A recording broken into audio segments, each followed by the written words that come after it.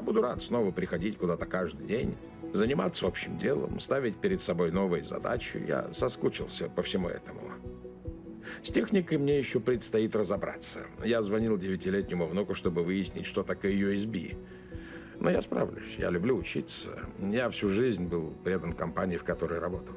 Я ответственный и умею работать в условиях кризиса. Здорово, что вы находитесь в Бруклине. Я прожил тут всю жизнь и вижу, что я уже недостаточно продвинут для жителя Бруклина. Я читал, что музыканты уходят со сцены, когда душа перестает петь. Что ж, моя душа еще поет, заявляю, с полной ответственностью. У нас есть уникальная способность. Способность развиваться, обновлять себя. Конечно, природа дает нам стартовый толчок,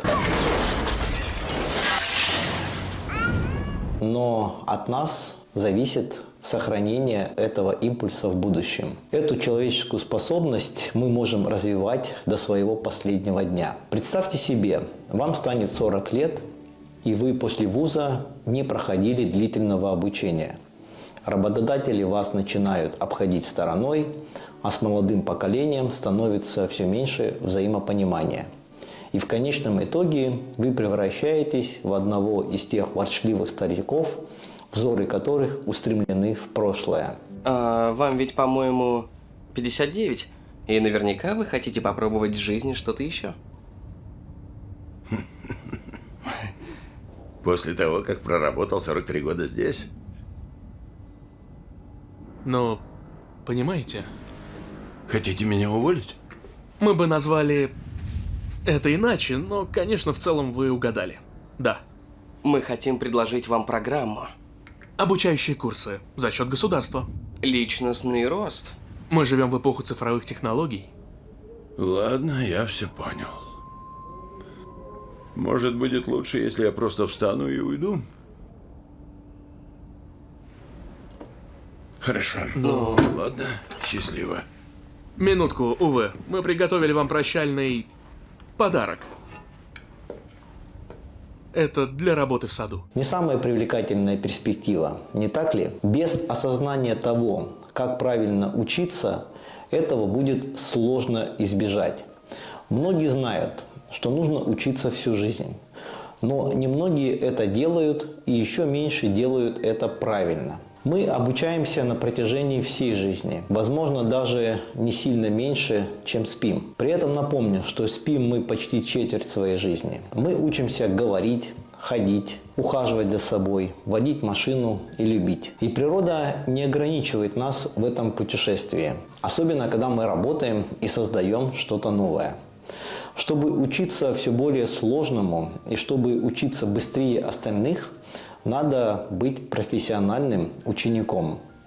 Как у любого профессионала, у ученика есть свои методы, которые он должен отдельно изучить.